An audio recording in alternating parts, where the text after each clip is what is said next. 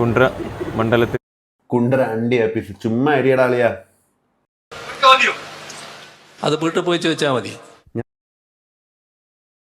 ഇതെന്തോ ചെയ്യാനാ പുള്ളിയുടെ അടുത്ത്? പുള്ളിയുടെ അടുത്തല്ലാതെ ആരോടെ ചോദിക്കണ്ട. ഒരു ചോദ്യമല്ലേ ചോദിച്ച? 10 സെന്റ് വസ്തു ഒന്നും അല്ലല്ലോ. ഇതെന്താണ്? ഇങ്ങോട്ട് മാത്രം കേൾക്കാൻ പറ്റില്ല, അങ്ങോട്ടൊന്നും ചോദിക്കാൻ പറ്റത്തില്ലയോ? ഈ ചോദിച്ച മനുഷ്യൻ ഒരു തികഞ്ഞ കമ്മ്യൂണിസ്റ്റുകാരനാണ്. ഈ ചോദിച്ച മനുഷ്യന്റെ കുടുംബവും ഒരു തികഞ്ഞ കമ്മ്യൂണിസ്റ്റ് ഫാമിലിയാണ്. നിങ്ങളുടെ പാർട്ടിയിലുള്ളവർക്ക് പോലും ചോദിക്കാൻ പറ്റത്തില്ലയോടെ? അപ്പൊ പുറത്തുനിന്നുള്ള ആൾക്കാരുടെ അവസ്ഥ എന്തായിരിക്കും? അങ്ങനെ ചോദിക്കാൻ ഉണ്ടായ സാഹചര്യം കാരണം വികസന കാര്യങ്ങൾ സംസാരിച്ചുകൊണ്ടിരിക്കുമ്പോൾ അതിൽ ശകലം എനിക്ക് ആവേശം തോന്നി. കാരണം 20,000 രൂപയുടെ വികസനം ചെയ്ത് കഴിഞ്ഞു, തുടർ ഭരണം കിട്ടുമെന്ന് ഉറപ്പാണ്. കാരണം ഞാനൊരു തികഞ്ഞ CPM ഒരാൾ പാർട്ടി കുടുംബത്തിൽ ജനിച്ച് വളർന്ന് പാർട്ടിയെക്കുറിച്ച് കൂടുതലായിട്ട് ജീവ പാർട്ടി പ്രവർത്തകനാണോ? അതെ അതെ അതെ. അപ്പോൾ മുഖ്യമന്ത്രിയുടെ ചോദ്യം എന്തായിരുന്നു? ചോദ്യം 20,000 രൂപയുടെ വികസനം ചെയ്ത് കഴിഞ്ഞു, 20,000 കോടിയുടെ വികസനം ചെയ്ത് കഴിഞ്ഞു. കാരണം തുടർ ഭരണം കിട്ടിക്കഴിഞ്ഞാൽ കിഫ്ബിയുടെ ഫണ്ട് കേന്ദ്രം തടഞ്ഞു വെച്ചിരിക്കുന്നു. കാരണം ഞാൻ പേപ്പർ ഒരു സാമാന്യം വായിക്കുന്ന ഒരു വ്യക്തിയാണ്. അങ്ങനെ പേപ്പറിൽ നിന്നുള്ള അറിവ് വെച്ച് കാരണം ഇത്രയും വികസനങ്ങൾ ചെയ്ത് മുന്നോട്ട് അടുത്ത 5 വർഷം വികസനം ചെയ്യാൻ കാരണം കേന്ദ്ര സർക്കാർ കിഫ്ബിയുടെ ഫണ്ട് തടഞ്ഞു വെച്ചിരിക്കുന്നു. അങ്ങനെ അപ്പോൾ മുന്നോട്ടുള്ള വികസനം എങ്ങനെ നടക്കും എന്ന് മാത്രമേ ഞാൻ ഉദ്ദേശിച്ചുള്ളൂ. പക്ഷേ ആ ചോദ്യം ചോദിക്കാൻ വേണ്ടി എഴുന്നേറ്റ് നിന്നപ്പോഴത്തേക്ക് സഖാവെ ഒരു ചോദ്യം എന്ന് പറഞ്ഞു. പക്ഷേ മുഖ്യമന്ത്രി പറഞ്ഞത് അത് വീട്ടിൽ പോയി ചോദിക്കാനാണ് പറഞ്ഞത്. വിഷമം ഉണ്ടാക്കിയോ? ഇല്ല, വിഷമം ഉണ്ടാക്കില്ല. കാരണം ഞാൻ ചോദിക്കാൻ പാടില്ലാത്തതായിരുന്നു. നമ്മുടെ മുഖ്യമന്ത്രി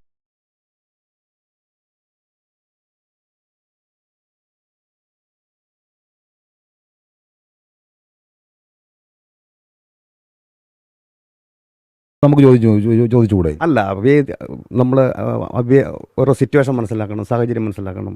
പുള്ളി പുള്ളിയുടെ പ്രസംഗം തടസ്സപ്പെടുത്തി, അത് ഒരിക്കലും ചെയ്യാൻ പാടില്ലാത്തതായിരുന്നു. പ്രസംഗം തടസ്സപ്പെടുന്നതല്ല, മുഖ്യമന്ത്രിക്ക് വേണമെങ്കിൽ രസകരമായിട്ട് നമുക്കൊരു മറുപടി തരാമായിരുന്നില്ലേ? കാരണം E K Nayanar, K Karunakaran അടക്കമുള്ള മുഖ്യമന്ത്രിമാരും കേരളത്തിലുണ്ടായിരുന്നു.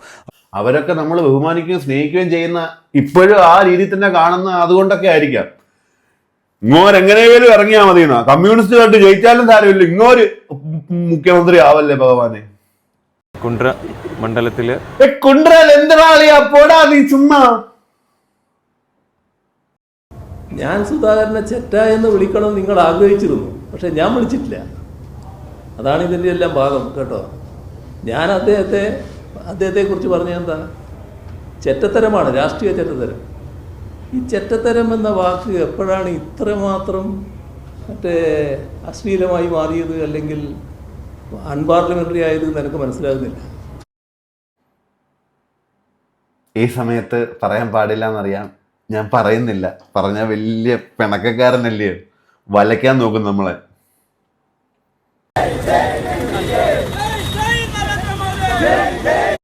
ഓടല്ലേ ചുമ്മാരി.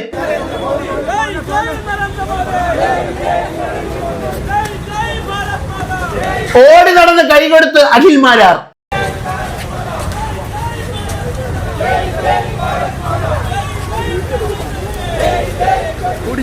ജയ് ജയ് അഖിൽമാരാർ, ജയ് ജയ് അഖിൽമാരാർ. അടി ഓടറാ എല്ലാരും. സാറിന്റെ ഈ ഒരു ഡയറ്റും റൊട്ടീനും ഒക്കെ എങ്ങനെയാണെന്നൊന്ന് ഷെയർ ചെയ്യാമോ? ഞാൻ പ്രിഫർ ചെയ്യുന്ന ഫുഡ് എന്ന് പറയുമ്പോൾ ഒരു മോർണിംഗിൽ ആക്ച്വലി എഗ്ഗ് മാത്രം കഴിക്കും. 2 or 3 എഗ്ഗ് കഴിച്ചോളൂ. അതിൽ യോക്ക് ഒഴിവാക്കണ്ട. 2-ലധികം അല്ലെങ്കിൽ 3-ലധികം എഗ്ഗ് കഴിക്കും. ഇവിടെ ജിമ്മന്മാരെയും കൊണ്ട്, പേഴ്സണൽ ട്രെയിനർമാരെയും കൊണ്ടും ഡോക്ടർമാരെയും കൊണ്ടും ഒക്കെ വയ്യ. ചിലവന്മാര് പറയും ഇത് കഴിക്കുക നല്ലതാ, ചിലവന്മാര് പറയും അത് കഴിക്കരുത്, മറ്റേത് കഴിക്കുക. മുക്കിന് ഹെൽത്തിനെ കുറിച്ച് പറഞ്ഞു തരാൻ ആൾക്കാരാ. സ്നേഹം കൊണ്ടല്ല, അത് ബിസിനസ്സാണ്. ബിസിനസ് വേണം, പൈസ ഉണ്ടാക്കണം, അത് മര്യാദ തന്നെയാണ്. പക്ഷെ എനിക്ക് തോന്നുന്നു ലോകത്തിന് നമുക്ക് കഴിക്കാൻ പറ്റുന്ന ഭക്ഷണം ഇല്ലെന്ന് തോന്നുന്നു. എന്തോ കഴിച്ചാലും പ്രശ്നമാണെന്നാ പറയുന്നത്. ചിലർ പറയും മുട്ടയുടെ മഞ്ഞ കഴിക്കരുത്, ചിലർ പറയും കഴിക്കാൻ കുഴപ്പമില്ല. ഇത് രണ്ടുപേരും അടിപൊളി ആൾക്കാരായിരിക്കും പറയുന്നത്. അപ്പൊ ഇത് ആരെ കേൾക്കണം? എനിക്ക് ഒരു പൈസയും കിട്ടിയിട്ടില്ല. ഞാൻ അങ്ങനെ ഒരു പൈസയ്ക്ക് വേണ്ടി ഇറങ്ങിയ ആളുമല്ല. ഞാൻ കുറച്ച് മുമ്പ് അതിനുള്ളൊരു ഉത്തരം പറഞ്ഞിരുന്നു. കാരണം എൻ്റെ കാര്യങ്ങൾ സ്വന്തമായിട്ട് ചെയ്തുകൊണ്ടിരിക്കുന്ന ഒരാളാണ് ഞാൻ. അങ്ങനെ ഒരു പൈസ മക്കള് സ്വന്തമായിട്ടോ ആരെങ്കിലും വിളിച്ചോ എന്തോ ചെയ്. എനിക്ക് ഇപ്പൊ സേവ് ചെയ്ത് വന്നേക്കുന്ന വീഡിയോ എന്ന് പറഞ്ഞാൽ ഫുള്ള് രാഷ്ട്രീയപരമായിട്ടുള്ള വീഡിയോ ആണ്. ഇപ്പൊ ഇലക്ഷൻ ആയതുകൊണ്ട് തന്നെ പല മുഖങ്ങളും ഇങ്ങനെ ഇരുന്നതൊക്കെ ഇങ്ങനെ ആവുന്ന സമയമാണല്ലോ. എല്ലാവരെയും തേടി എല്ലാവരും എത്തുന്ന കാലഘട്ടമാണ്. അപ്പം നോക്കി വോട്ട് ചെയ്യുക.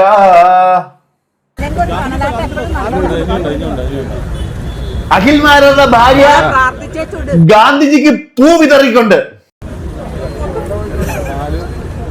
ഭാഗ്യം, ഗാന്ധിജിയെ നോക്കി പ്രാർത്ഥിക്കുന്നു.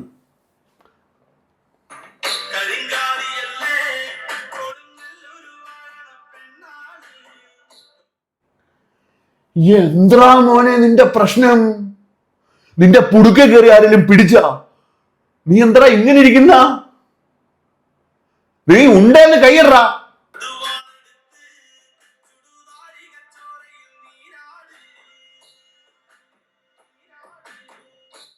ഇവനെ ആരെയും കുനിച്ചു നിർത്തി അടിക്കുന്ന ഇവൻ ഓരോ എക്സ്പ്രഷനും ആ ഫീലാണല്ലോ ഇടുന്ന.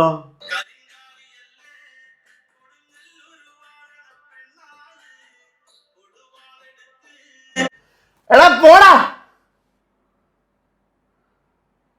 സിംഹവാലൻ അപരാധി. ഇപ്പൊ തൃക്കാക്കര മണ്ഡലത്തില് അഖിൽമാരാർ അറിയില്ലേ? അഖിൽമാൻ എന്ന് പറയുമ്പോ അതെ താഴെ അഖിൽമാൻ ഉണ്ട് കേട്ടോ.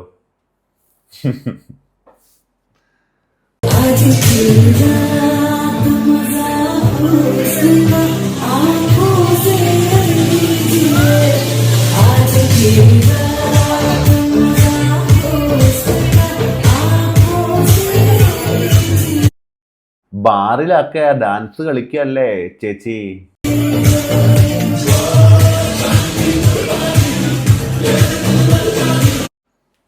അഭിപ്രായ സ്വാതന്ത്ര്യത്തിൽ കയറി ഇടപെട്ടു എന്നൊക്കെ പറയും. അഭിപ്രായ സ്വാതന്ത്ര്യമല്ലല്ലോ, സ്വതന്ത്രത്തിൽ കയറി ഇടപെട്ടു എന്ന് പറയും. എന്തോ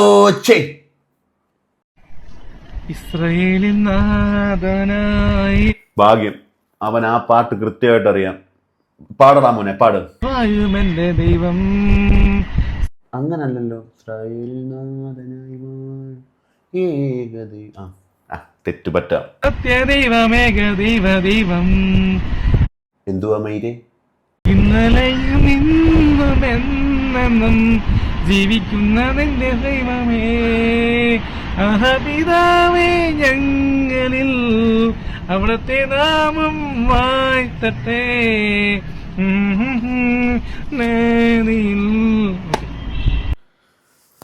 എടാ യേശു ഇതറിഞ്ഞുണ്ടല്ലോ. എടാ നിന്റെ പുടുക്ക മുക്കാലി കെട്ടി നിന്റെ പുടുക്ക അടിക്കും. ചക്ക എന്റെ ഉള്ളം കയ്യിൽ വെച്ച് തന്നു. അതുപോലെ തൃപ്പൂണിത്തുറ മണ്ഡലം എന്റെ ഉള്ളം കയ്യിൽ ഭദ്രമായിരിക്കും. അത് എനിക്ക് തരണം. നമുക്ക് ഒരുമിച്ച് പ്രവർത്തിക്കാം. ചെന്ന് കയറിക്കോട്.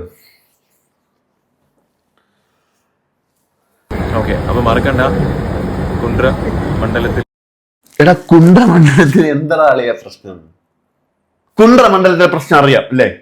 Doctor Robin Radhakrishnan NDA candidate ആയിട്ട് വിജയിച്ചു കഴിഞ്ഞാൽ വിജയിച്ച റിസൾട്ട് വരുന്നതിന് 90 ദിവസത്തിനുള്ളിൽ നമ്മുടെ പ്രൈം മിനിസ്റ്റർ ആയിട്ടുള്ള പ്രേം നസീറ നരേന്ദ്രമോദിജിനെ പ്രൈം മിനിസ്റ്ററാ. ഓക്കെ, കുണ്ട്ര മണ്ഡലത്തിൽ കൊണ്ടുവരും. കൊല്ലമല്ല, കുണ്ട്ര മണ്ഡലത്തിൽ ഞാൻ കൊണ്ടുവരും.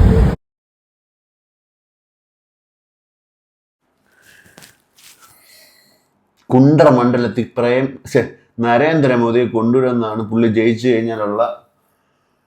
കൊണ്ടുവാ.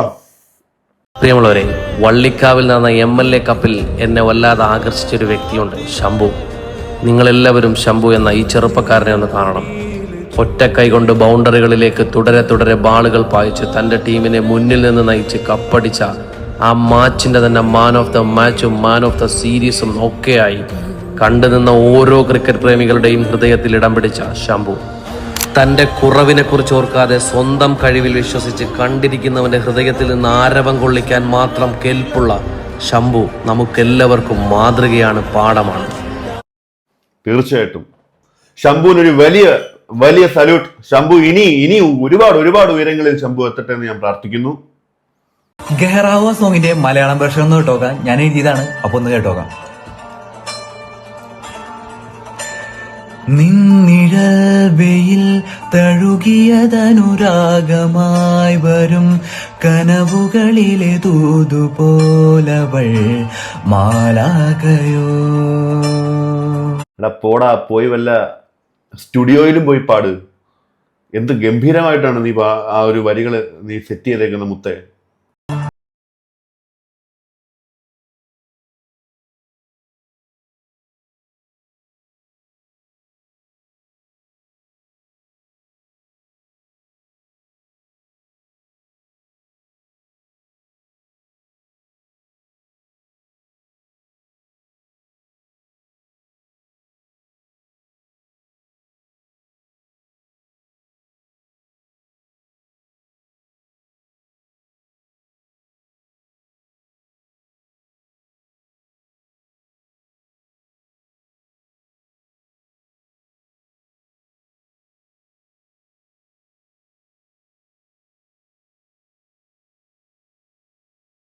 അപ്പോ എങ്ങനെയുണ്ടെന്ന് കമന്റ് ചെയ്യും.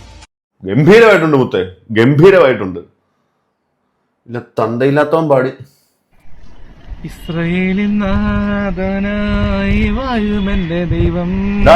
നിന്നെ ഇസ്രായേലുകാർ അറിഞ്ഞുണ്ടല്ലോ, ആദ്യം നിന്നെ എറിഞ്ഞു കൊല്ലുവര്.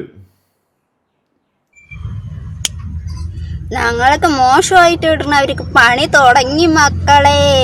എൻ്റെ ഏട്ട പണി തുടങ്ങി, പിന്നാലെ വരും, കാത്തിരുന്നു. Wait and see.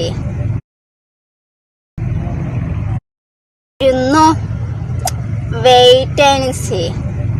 തള്ളേ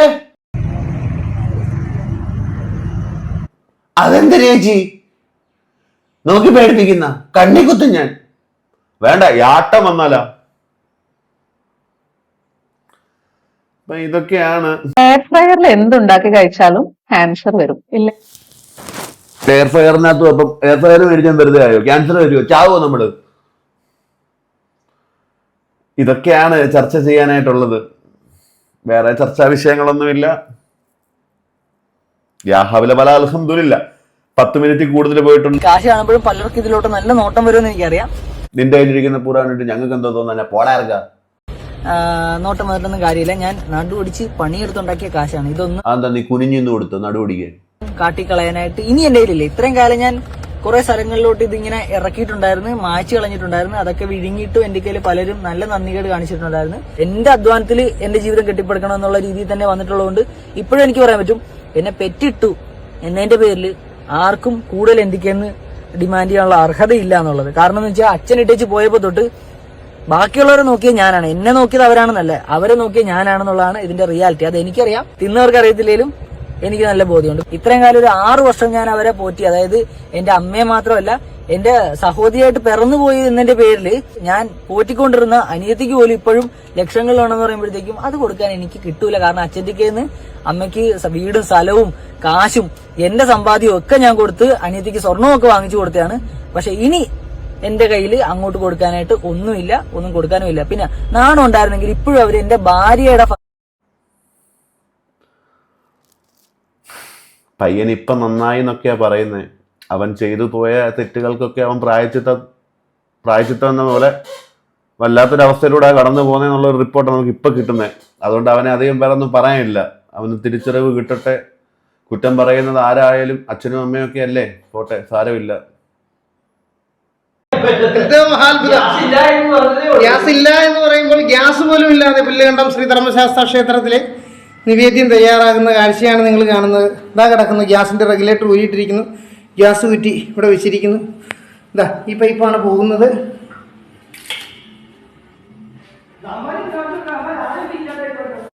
ആ പൈപ്പിലൊക്കെ കുറച്ച് ബാക്കി ഇരുന്നതൊക്കെ കാണും ചേട്ടാ. അതിൽ 10 മിനിറ്റ് ഒക്കെ കത്തി നിൽക്കും. എന്നാ പിന്നെ ദൈവത്തിന് ഗ്യാസ് കുറ്റിയെ നിർമ്മിക്കേണ്ട ആവശ്യമില്ലല്ലോ. അപ്പൊ ഇതൊക്കെയാണ്, മറ്റു ചർച്ചകളൊന്നും ഇല്ല.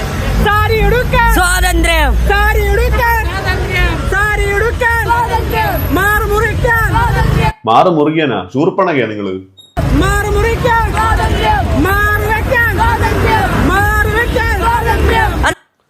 എന്തോ വെയ്, എന്തേലും ചെയ്, എന്തേലും കാണിക്കും. ഞാൻ മറ്റേ പടം കണ്ടു, ദുരന്തർ പടം, ഗംഭീര പടം. ഫ്രിഷനാണ്, എന്നാലും കൊള്ളാം, അടിപൊളി രസം. 4 മണിക്കൂർ പോയതറിഞ്ഞില്ല. പിന്നെ അതിനകത്ത് എന്തൊക്കെയോ ഒരു എന്താ പറയാ, ഈ നോട്ട് നിരോധനവും കാര്യങ്ങളും ഒക്കെ, അത് ഈ മോഹിത് ശർമ്മ എന്ന് പറഞ്ഞ യഥാർത്ഥ മിലിറ്ററി ഉദ്യോഗസ്ഥൻ മരിച്ചു 2009. നരേന്ദ്രമോദി സർക്കാർ കയറിയത് 2014. അപ്പം ഇത് രണ്ട് വ്യത്യസ്തമായ ഇതിനകത്ത് ഇൻക്ലൂഡ് ചെയ്ത് കഥയൊക്കെ വന്നിട്ടുണ്ട്. പക്ഷെ പല കാര്യങ്ങളും അത് കാണിക്കുന്നത് റിയൽ ആയിരിക്കാനാണ് സാധ്യത എന്ന് പറഞ്ഞു കണ്ട് ഈ വീഡിയോ ഇവിടെ നിർത്തുന്നു. പാട്ട് വേണോ? എടാ, എല്ലാ വട്ടവും പാട്ടൊക്കെ പാടിക്കഴിഞ്ഞാൽ ആൾക്കാർ വിചാരിക്കും എനിക്ക് വരാന്താന്ന്. അതുകൊണ്ട് അടുത്ത വീഡിയോയിൽ ഞാനൊരു പാട്ട് പാടിയിടുന്നതായിരിക്കും. കേരളത്തിന്റെ കൂട്ടം വിക്കിത്ത പവേർഡ് ബൈ രമ വേണു.